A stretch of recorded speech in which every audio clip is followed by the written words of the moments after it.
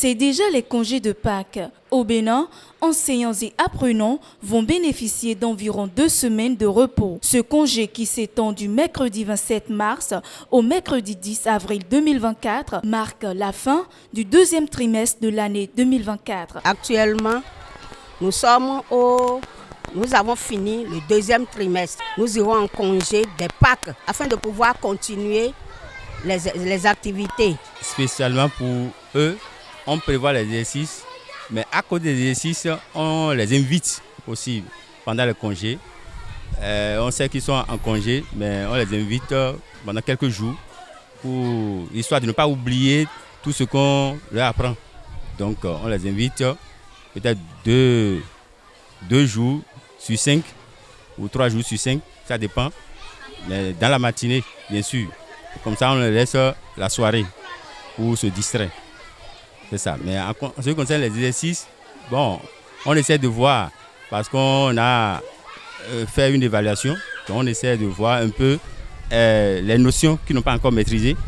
Donc, et on essaie de donner des exercices sur ces notions-là pour les aider. Pour les congés des enfants, nous avons l'habitude de leur donner des exercices, si bien que même s'ils s'amusent un peu à la maison, ils auront quelque chose à quoi s'attacher, tel que des exercices en mathématiques, en français, pour ne pas oublier ce qu'ils ont appris durant tout le temps. Le niveau baisse. Le niveau baisse de plus en plus.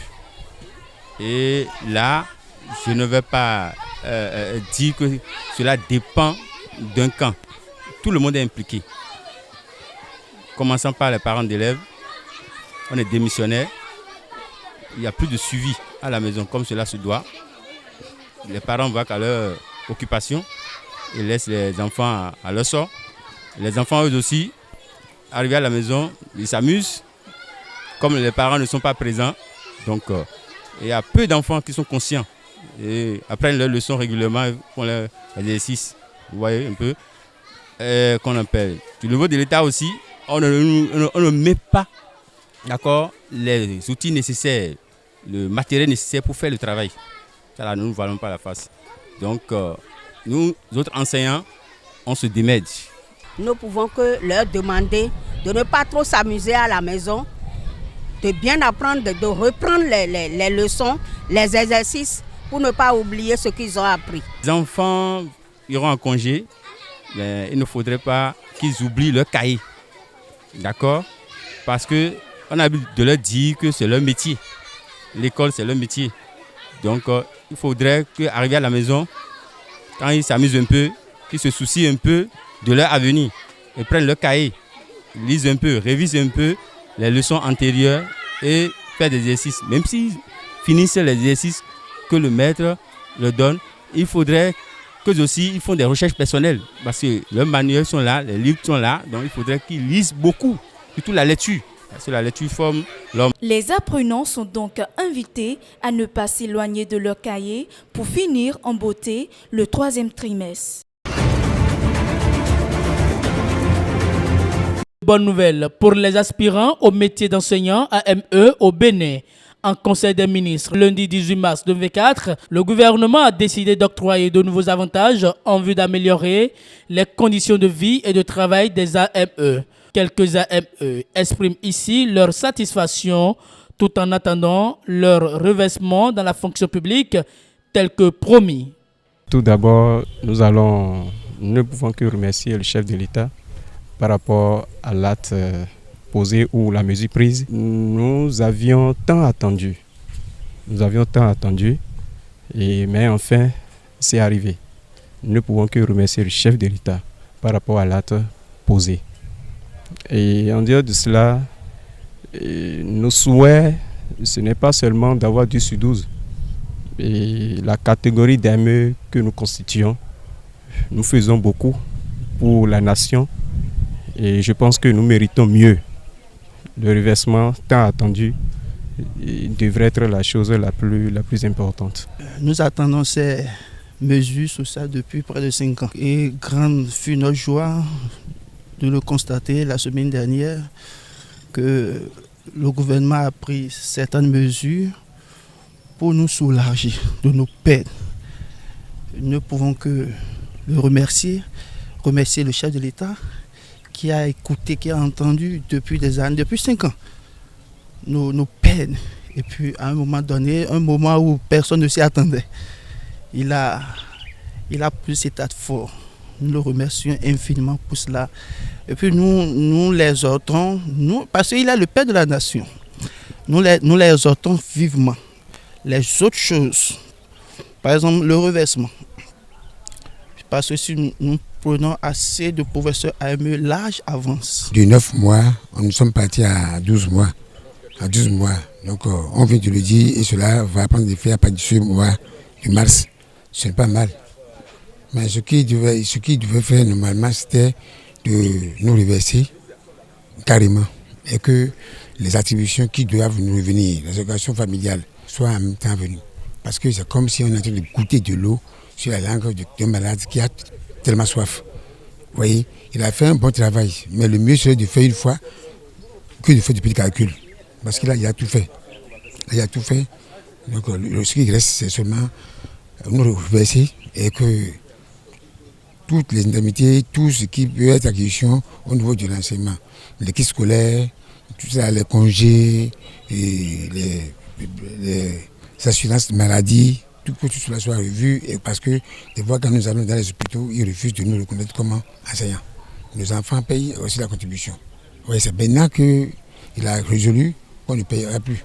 Bon, moi il a payé pour cette année, qu'est-ce qui me reste. Donc c'est un peu ça, s'il peut essayer de revoir, parce que nous faisons le même travail que les autres. Les assurances depuis l'UFE, nous faisons le même travail.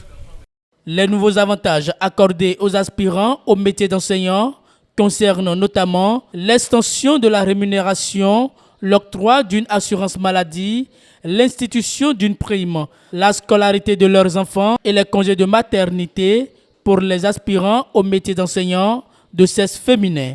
Selon le compte-rendu du Conseil des ministres, mis à part le bénéfice de l'assurance maladie et l'exemption des frais de scolarité, ces nouvelles mesures représentent un effort financier annuel de plus de 10 milliards de francs CFA à la charge du budget national.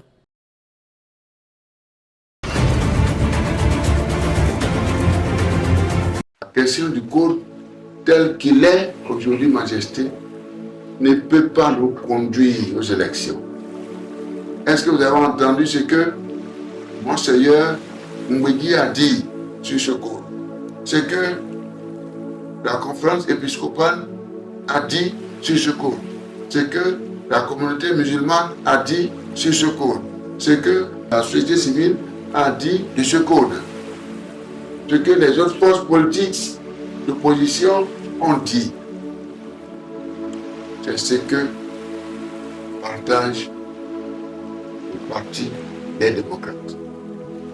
Nous avons toujours demandé un dialogue politique parce que c'est une question sensible qui concerne tout le peuple. Tout le peuple. Une seule personne ne peut pas.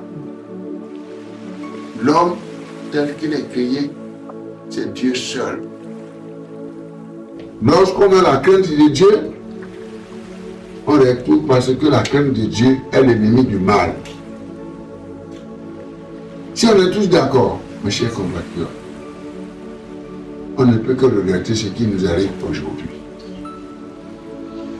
À chaque élection, qu'il y ait des groupes de sang. À chaque élection, qu'il y ait des morts. À chaque élection, qu'il y ait d'emprisonnement. À chaque élection, qu'il y ait d'exilés politiques. La conclusion, c'est quoi? Chère Majesté, c'est celui qui est exclu. Je vous supplie d'aller voir celui qui est exclu, celui qui empêche les autres de compétir, celui qui n'a pas compris que l'élection est une affaire du peuple. Lorsque vous avez la chance de venir, il faut faire ce que la loi fondamentale a dit. Il ne faut pas la changer notamment sans les autres. Et en la changeant, vous ramenez ça en fonction de vos intérêts personnels. pour ceux de votre clan. Alors là, vous commencez par mettre le pays en danger. Chers amis, le Parti des démocrates n'a aucun plan pour déstabiliser le Bénin. Je vous supplie. Et je vous le dis, la main sur le cœur. Je les connais tous. Nous parlez. Mais comment faire pour que ce pays, dans la paix, puisse subvenir aux besoins fondamentaux? Manger, se loger, s'habiller, s'éduquer, et quoi d'autre encore? Le soigner. Point final. Et ceci dans la paix. La cohésion nationale. S'il y a un problème, les filles et les filles de ce pays n'ont qu'à se retrouver rapidement.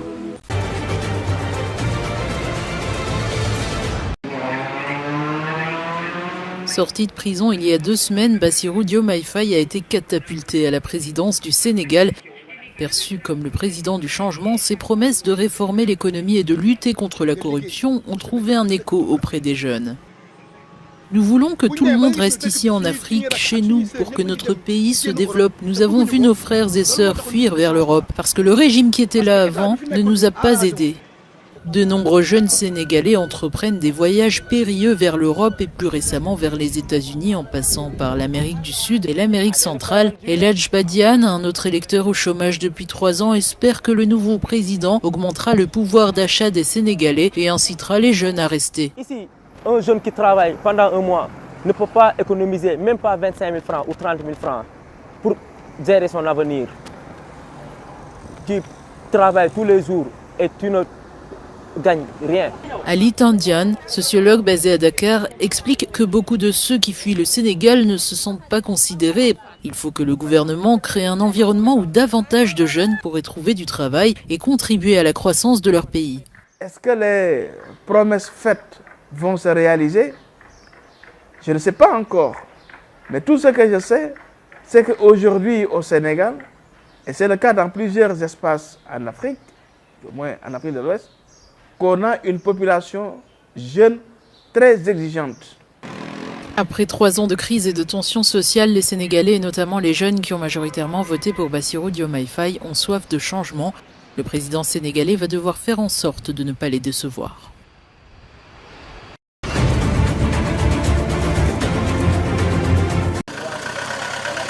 Le gouvernement kényan a commencé mardi à remettre 429 corps de membres d'une secte apocalyptique au centre d'une affaire judiciaire qui a choqué le pays. Le chef de la secte, Paul Mackenzie, est accusé d'avoir demandé à ses adeptes de se laisser mourir de faim pour rencontrer Jésus. L'émotion était à son comble à la morgue de Malindi alors que les familles venaient chercher leurs proches pour les enterrer à nouveau. Certains gémissaient, accablés par la tristesse.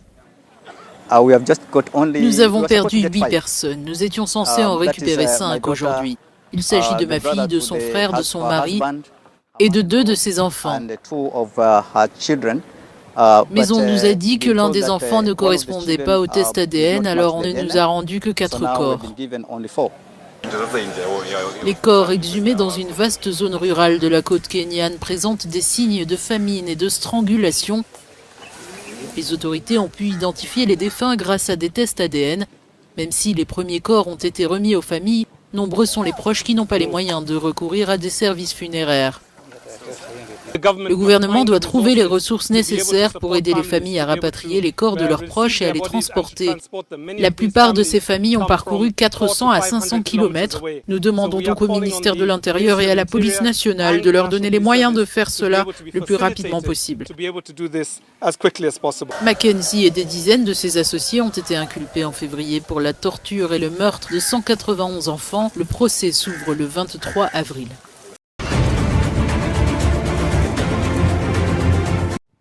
Archipel de Kalangala, un ensemble de 84 îles au milieu du lac Victoria. Nous sommes en Ouganda.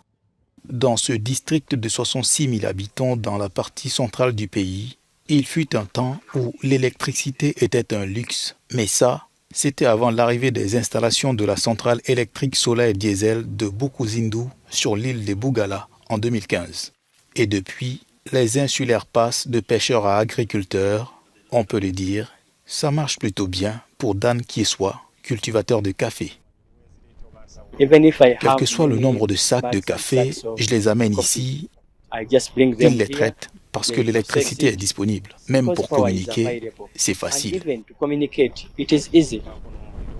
Ces dernières années, le volume d'exportation de café de l'Ouganda a explosé de 25%. Ce sont plus de 5 millions de sacs supplémentaires d'une valeur de 867 millions de dollars pour la période bouclée en juillet 2023. Le district compte à présent plus d'1 millier de producteurs de café. Avec 1000 kW thermiques et 600 kW solaires, la station de Bukuzindu alimente au moins 3000 foyers et tout n'est pas si simple. Le problème de la production solaire est le stockage. L'énergie est disponible alors que les gens n'en ont pas besoin. Comme dans les heures d'après-midi, vous trouvez que l'utilisation de l'énergie solaire est assez faible, mais il est clairement très disponible à l'utilisation. Et les gens utilisent principalement l'électricité pendant la nuit à des fins domestiques. Namanda Esubuga est agricultrice sur l'île de Bunyama. Elle n'a pas d'électricité et les défis sont nombreux. Elle possède une ferme de 50 hectares et elle perd 15 kilos sur chaque sac pendant le transport et le lait qui périt avant même d'atteindre le marché. Si le gouvernement pouvait subventionner l'installation des panneaux solaires, tout le reste serait facile pour nous. J'ai fait remarquer que sur ces îles, nous avons des animaux, mais que notre lait ne peut pas être conservé pendant un certain temps. Et il faut se débarrasser de ce lait. Et le Kalangala Infrastructure Service, qui exploite Bukuzindu, facture moins d'1 demi-dollar le kilowatt, que peu de gens peuvent s'offrir. De retour sur l'île de Bugala, le CC Farm Institute, quant à lui, démontre la valeur du soleil avec un système d'irrigation à énergie solaire. J'ai constaté que le montant que j'ai déboursé pendant un an, je peux maintenant l'utiliser sur l'énergie solaire pendant plus de 5 ans. Malgré les efforts des autorités pour la mécanisation dans l'agriculture, peu de gens peuvent se le permettre parmi les 70% d'employés du secteur. Le district sera plus facile à gérer, le gouvernement générera plus d'impôts. Avec une capacité photovoltaïque de 94 MW installée, les solutions solaires suscitent l'espoir chez les agriculteurs, malgré les coûts.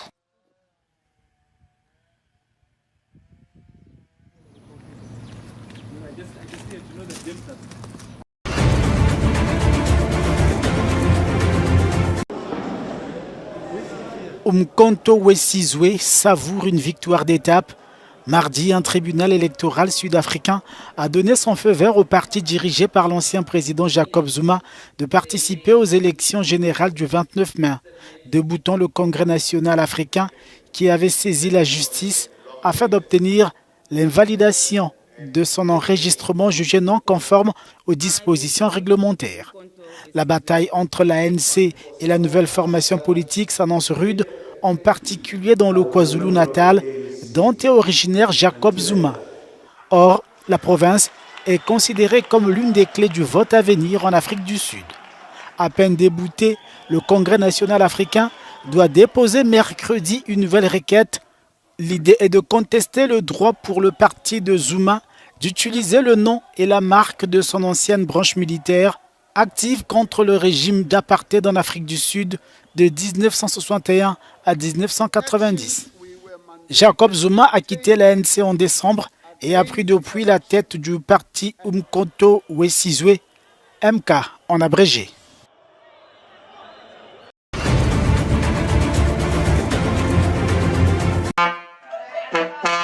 Naoufal Boukris est crieur public dans ce quartier de Rabat, la capitale du Maroc. Il joue un certain air à l'aide d'un instrument ressemblant à une trompette. Sa mission, réveiller les gens pendant le mois sacré du Ramadan pour le repas précédant le jeûne. J'ai hérité de la profession du Nafar depuis que je travaille à la Zawiya et je voudrais continuer ce travail pendant le Ramadan ainsi que le transmettre aux générations futures. Je suis déterminé à maintenir le Nafar pendant le Ramadan. Grâce à ce travail, j'obtiens une grande récompense de la part de Dieu et des populations. Le Nafar, selon l'appellation marocaine, parcourt les chemins et ruelles aux premières heures du matin. Fort de sa conviction, le crieur accorde un intérêt particulier à sa profession et aussi à son matériel. Il y a le nafar que j'ai apporté avec moi. Je l'examine et le lave à l'eau chaude pour qu'il soit propre et qu'il ait un bon temps pendant le ramadan.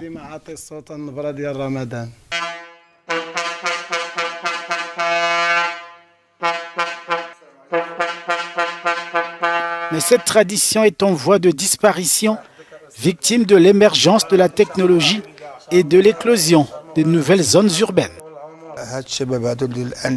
Ces jeunes qui font du nafar et l'entretiennent donnent la preuve de notre attachement à notre tradition, à notre histoire et à notre vraie religion aussi. Il faut leur donner de l'importance pour que la profession de nafar ne s'éteigne pas. Ce nafar ne se trouve actuellement que dans la vieille ville. Quant au quartier UP, la plupart d'entre eux n'acceptent pas la présence du nafar car ils disent qu'ils ont un téléphone et un réveil qu'ils utilisent. Pour ce qui est de la vieille ville, ils souhaitent toujours sa présence.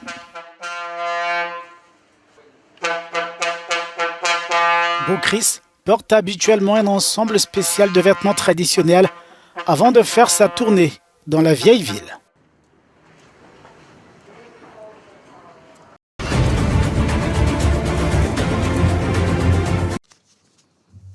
Le Conseil de sécurité des Nations Unies a émis lundi sa première demande de cessez-le-feu à Gaza. Les 15 membres du Conseil ont approuvé par 14 voix contre 0 la résolution qui demandait également la libération de tous les otages israéliens capturés par le Hamas. En s'abstenant de voter, les États-Unis ont provoqué la colère d'Israël. Le résultat du vote est le suivant. 14 voix pour, 0 voix contre, une abstention. Le projet de résolution est adopté en tant que résolution 2728-2024.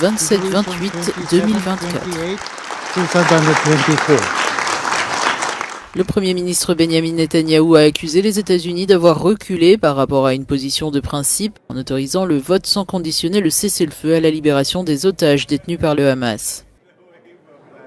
Nous avons salué la volonté des membres de ce Conseil de prendre en compte certaines de nos modifications et d'améliorer cette résolution. Cependant, certaines modifications essentielles ont été ignorées, notamment notre demande d'ajouter une condamnation du Hamas, et nous n'étions pas d'accord avec tous les éléments de la résolution. C'est pourquoi nous n'avons malheureusement pas pu voter en faveur de cette résolution. Depuis le début de la guerre, le Conseil de sécurité a adopté 2 résolutions sur l'aggravation de la situation humanitaire à Gaza, mais aucune n'avait encore appelé à un cessez-le-feu. Plus de 32 000 Palestiniens ont été tués depuis le début du conflit, dont la grande majorité sont des femmes et des enfants.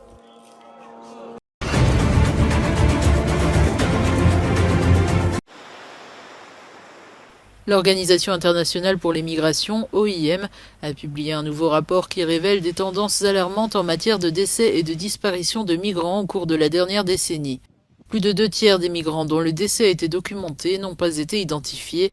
Le rapport souligne la nécessité d'améliorer les opérations de recherche et de sauvetage. Selon George Galindo, porte-parole du Global Data Institute de l'OIM, l'année 2023 aurait été la plus meurtrière.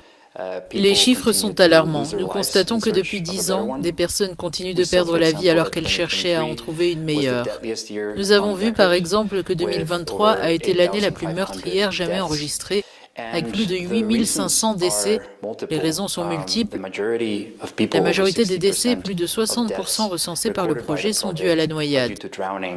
Rien qu'en Méditerranée, plus de 28 000 décès et disparitions ont été enregistrés. Aujourd'hui, le projet Missing Migrants reste la seule base de données mondiale en libre accès sur les décès et les disparitions de migrants, compilant des informations provenant de sources très diverses, notamment des informateurs clés issus des gouvernements, de fonctionnaires des Nations Unies et d'organisations de la société civile.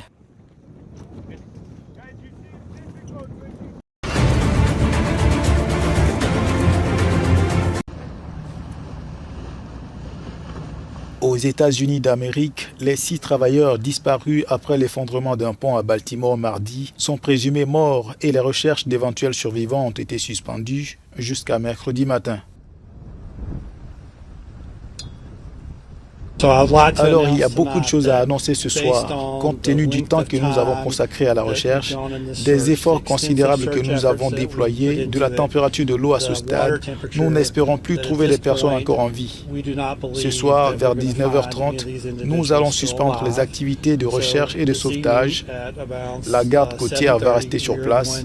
Aucun de nos partenaires ne quittera les lieux, mais nous allons juste passer à une autre étape. None of our partners are going away, but we're just going to transition to a different phase. Pour rappel, un navire singapourien a perdu contrôle et percuté un pilier d'un pont majeur à Baltimore dans la nuit de lundi à mardi dans le Maryland, détruisant la travée en quelques secondes. L'édifice de 300 mètres s'est aussitôt écroulé dans le fleuve.